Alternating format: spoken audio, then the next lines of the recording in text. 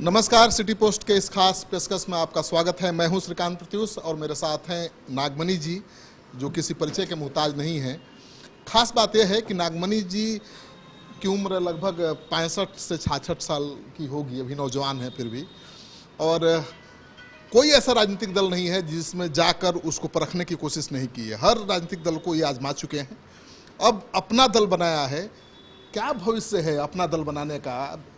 यहाँ बड़ी बड़ी पार्टियां बैठी हुई हैं। एक तरफ आरजेडी है, एक तरफ नीतीश कुमार है, बीजेपी है, महागठबंधन एनडीए के बीच ही लड़ाई चल रही है। ऐसे में तीसरे दल के लिए कोई स्कोप बचता है नागमणि जी? देखिए, हम पर सबसे बड़ा आरोप लगता है कि नागमणि जी पार्टी छोड़ देते हैं। पार्टी तो बहुत बदले हैं आप। उसका सबसे बड़ा कारण है, आज आपके माध्यम से उद्घोषित करना चाहता हूँ कि बिहार और देश में जितनी भी राजनीतिक पार्टियां हैं सभी प्राइवेट कंपनी के तौर पर काम कर रही है। जिस तरह से प्राइवेट कंपनी में एक चेयरमैन और एक मैनेजिंग डायरेक्टर होता है, उसके बाद किसी का वजूद नहीं होता है, उसी तरह से बिहार और देश की तमाम पार्टियों को देखें। अगर बीजेपी को देखें तो बीजेपी में प्रधानमंत्री उसके चेयरमैन है और मैनेजिंग डायरेक्टर होम मिनिस्टर है। उसके अलावा किसी का वैल्यू है क्या? उसी तरह से कांग्रेस को लीजिए, सोनिया गांधी चेयरमैन है और मैनेजिंग डायरेक्टर उनका बेटा राहुल गांधी है। बिहार को देखें, आरजेडी को लालू यादव चेयरमैन है, उनका बेटा मैनेजिंग डायरेक्टर तेजस्वी यादव है। नीतीश कुमार जेडीयू को पार्टी देखिए तो नीतीश कुमार उसके चेयरमैन है और मैनेजिंग डायरेक्टर में कंपटीशन है आरसीपी सिंह या ललन सिंह। तो मैं अमर शहीद जगदेव प्रसाद के खून से पैदा लिया हूँ, इसलिए मैं प्राइवेट कंपनी वाली पार्टी में नहीं रह सका और इसीलिए मैंने अपनी पार्टी बनाया है। डॉक्टर भीमराव अंबेडकर साहब, शहीद जगदेव प्रसाद और अब्दुल कयूम अंसारी का जो नीति सिद्धांत था, उनके अनुकूल मैंने पार्टी बनाया हूँ और नए मुद्दे और नए सोच के साथ बनाया हूँ। जगदेव बाबू तो बहुत बड़े क्रांतिकारी थे। आपको लगता है कि कहीं ना कहीं आपके भी खून में बगावत है? यानी आपको लगता है कि अगर आपके मन के अनुसार कुछ नहीं हो रहा है तो आप बगावत कर देते हैं, बड़े बड़े नेताओं को चुनौती दे देते हैं?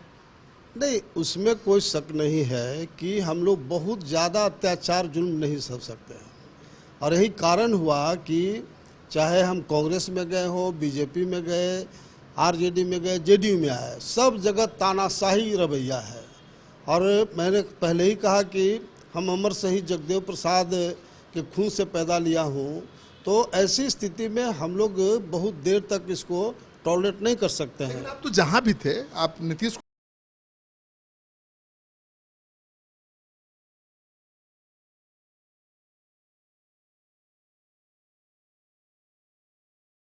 महत्वाकांक्षा बहुत बड़ी है। आप मुख्यमंत्री सीधे बनना चाहते हैं और इसलिए आपसे सब खतरा महसूस करने लगते हैं। नीतीश कुमार को भी डर लगता है आपसे, लालू यादव को भी डर लगता है, उपेंद्र कुशवाहा को भी डर लगने लगा।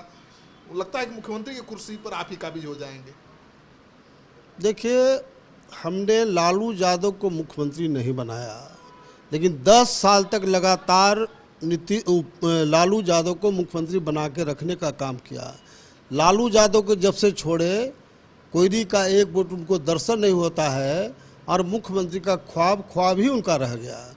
लालू जी को छोड़े नीतीश कुमार को समर्थन दिया। पूरा बिहार का बच्चा जानता है कि एलजेपी का 29 में कई सम्मेलन तोड़ करके नीतीश कुमार को समर्थन दिया और बाद में जब चुनाव हुआ उसमें लॉक उसका समीकरण बनाया गया। लालू विरोधी जो अपर कास्ट के लोग थे उनको सपोर्ट किया, तब बाबू नीतीश कुमार जी सीएम बने। तो मेरा कहना इस बात का है कि हम लोग नज़दीक से देखा है सभी पार्टियों को और इसलिए अपनी पार्टी बनाया हूँ और बिहार का समीकरण बिल्कुल बदलने वाला है। आपकी पार्टी प्राइवेट लिमिटेड नहीं होगी, आप उसके चेयरमैन नहीं होंगे? देखिए, चेयरमैन तो पॉलिटिकल पार्टी में कोई अध्यक्ष होगा ही, कोई अन्य पदाधिकारी होगा, लेकिन मैं जो भी कुछ करूँगा डेमोक्रेटिक सिस्टम के आधार पर करूँगा। आम जनता की जो मूल भावना है उसको देखते हुए करूँगा। कोई उंगली नहीं उठा सकता इस बात को कि ये पार्टी में कोई तानाशाही रवैया है ये डेमोक्रेटिक वे में हम लोग करेंगे। लेकिन नागमणि जी, आप ईमानदारी से बताइए कि बिहार में कई राजनीतिक दल हैं, कई छोटे छोटे दल हैं, क्या उसी तरह का दल बनाकर आप बिहार की राजनीति बदल देंगे? क्या बिहार का मुख्यमंत्री बन सकेंगे? देखिए, बिहार में लालू आरजेडी का एक रुतबा है, उसी तरह से नीतीश कुमार बिहार के मुख्यमंत्री हैं जेडीयू के। लेकिन दोनों बड़े भाई या छोटे भाई आंसू के साथ रोएंगे दोनों। क्यों? लालू यादव को लगातार 30 वर्षों से मुसलमान वोट देते रहा, मुसलमानों को कुछ भी नहीं मिला, उल्टा क्या मिला? वो आगे भी देगा, बीजेपी के डर से देगा। बता रहे हैं। और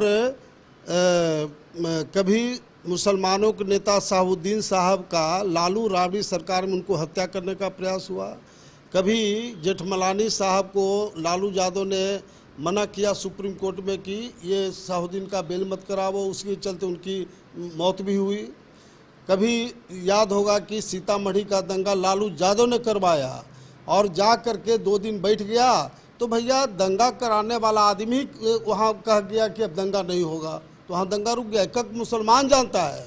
इसलिए 30 सितंबर को जो मैं राष्ट्रीय शोषित समाज दल बनाया हूँ, उस दिन से मुसलमान जो एम बाई समीकरण था लालू जी का, मुस्लिम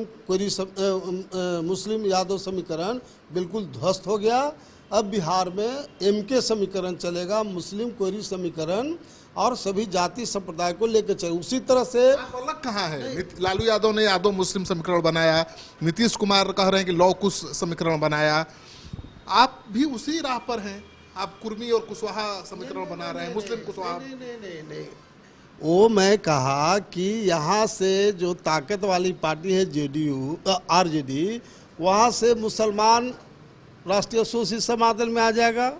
और नीतीश कुमार का जो लौ कुश समीकरण था, वैसे कुर्मी का 1.5% वोट है, उसमें भी जो अवधिया कुर्मी है उसको छोड़ के जो कोचैसा घमैला वो सब खिलाफ है, तो वहाँ से मेजर वोट है कोयरी समाज का। तो जब कोयरी समाज से हम मुख्यमंत्री बना रहे हैं, तो रातों रात 30 तारीख के बाद सब कोयरी समाज आ गया राष्ट्रीय शोषित समाज दल में। इसीलिए मैंने कहा कि लालू जी और नीतीश कुमार, कोई मुसलमान दोनों भी आ जाए तो आपकी सरकार कैसे बनेगी? नहीं, मैंने क्या कहा कि लालू जी भी रोएंगे और नीतीश कुमार भी रोएंगे। क्यों रोएंगे वो बता दिया। अब हमारा ये है कि बिहार में जो मेरा साफ कहना है और सब कुछ सहमत हैं कि बिहार में वही समाज आगे बढ़ा जिस समाज से मुख्यमंत्री बना है, और कोयरी समाज तीसरा नंबर का समाज है। इसलिए बिहार में कोयरी समाज से हम मुख्यमंत्री बनाएंगे और झारखंड में मुसलमान को मुख्यमंत्री बनाएंगे, चूँकि 25% मुसलमानों का वहाँ वोट है। उसी तरह से मुसलमान बिहार में मुसलमान को डिप्टी सीएम बनाएंगे और पुलिस डिपार्टमेंट भी देंगे। पुलिस डिपार्टमेंट आप ठीक है, सीएम बनाएंगे, पुलिस डिपार्टमेंट में जगह देंगे, ताकि मुसलमानों में जो दहशत रहता है, जो असुरक्षा की भावना वो खत्म हो। उसी तरह से 4 डिप्टी सीएम और बनाएंगे, एक दलित से, एक अति पिछड़ा, एक सवर्ण और एक यादव समाज से, ताकि यही 6 तरह का समाज है बिहार में। हम जात पात की बात नहीं कर रहे हैं। योजना बहुत बढ़िया है और सबको साथ लेकर चलने की कोशिश भी करते हुए दिख रहे हैं, लेकिन इसको कैसे आप, बिहार में तो अभी सच्चाई यही है कि एनडीए और महागठबंधन के बीच लड़ाई है, ऐसे में दोनों को रिप्लेस करके आपकी लड़ाई किससे होने वाली है? बताया ना कि दोनों ध्वस्त हैं। लड़ाई बीजेपी से होगी। बताओ ना कि आरजेडी से मुसलमान छोड़ देगा, नीतीश कुमार को कोयरी छोड़ देगा, तो रोने के अलावा क्या इनका उपाय है? आप बताओ हमको। मतलब आप नीतीश और लालू में किसी के साथ नहीं लेंगे? सवाल ही नहीं उठता है। अपने बल पर सरकार बनाएंगे। चूंकि जितना बिहार की बड़ी पार्टियां हैं, देश की बड़ी पार्टियां हैं, सब प्राइवेट कंपनी के तौर पर काम कर रही है, डेमोक्रेटिक पैटर्न पर कोई काम ही नहीं कर रही है। नागमणि जी, कुछ साल पहले तक आप नीतीश जी के भी साथ थे, लालू यादव के साथ खड़े दिख रहे थे, और अब वो प्राइवेट लिमिटेड कंपनी के चेयरमैन दिखने लगे आपको, अब अचानक बुरे दिखने लगे। क्या अचानक कैसे अचानक की बात नहीं है, जब वहाँ गए देखा ना कि ये प्राइवेट कंपनी के तौर पर काम कर रही है, आम जनता बताइए बिहार आभास नहीं था कि पार्टियां प्राइवेट लिमिटेड कंपनी की तरह चलती हैं, सब में जाकर आजमाना पड़ा आपको। जाके अजमाएंगे तब पता लगेगा, जब जाए आपसे मिलेंगे, आप अच्छे आदमी है बुरे आदमी मिलेंगे दिल से तब पता लगेगा कि आप क्या हैं। तो मैंने तमाम पार्टियों में गया और सब जगह गया। आप बताइए नीतीश कुमार का शासन है, बिहार में शिक्षा स्वास्थ्य चौपट, बेरोजगारी भ्रष्टाचार चरम सीमा पर, विधि व्यवस्था चरम खत्म हो गया। तो अब नीतीश कुमार की औचित्य क्या है, यहाँ की जनता उसको टॉलरेट करेगी। इसलिए नीतीश कुमार को अभी आज की तारीख में हटाने की शक्ति तो तेजस्वी यादव में है, आरजेडी में ही है। अरे भैया हम चुनाव की बात कर रहे हैं, चुनाव में इन लोगों का सबका सफाया हो जाएगा और राष्ट्रीय शोषित समाज दल की सरकार बनेगी, क्योंकि हम सभी जाति संप्रदाय को प्रॉपर मान और सम्मान दे करके इस पार्टी को आगे बढ़ाएंगे। चलिए, तो ये थे नागमणि जी जो बता रहे थे कि किस तरह से बिहार में अपनी पार्टी की सरकार बनानी है, और इनकी पार्टी की सरकार बनी तो हर जाति हर मजहब बिरादरी के लोगों को कोई न कोई बड़ा पद पर बैठने का मौका मिलेगा। यानी मलाई इस बार मिल बांट कर खाने की तैयारी है, लेकिन किस हद तक ये सफल हो पाएंगे ये तो आने वाला वक्त बताएगा। आप भी इंतजार करिए, हम भी इंतजार करते हैं। हमने बहुत दिनों से परखा है, देखा है नागमणि जी को, और नागमणि जी ने हर पार्टी के अंदर जाकर उसको करीब से खंगाला है, और तब इन्होंने तय किया है कि अपनी पार्टी बनाना बहुत ज़रूरी है। अगर नागमणि जी की बातों से सहमत हैं तो इस वीडियो को खूब शेयर करिए। अगर आपने अब तक हमारा चैनल सब्सक्राइब नहीं किया है तो ज़रूर कर लीजिए। आपका सहयोग समर्थन सिटी पोस्ट के लिए बहुत मायने रखता है।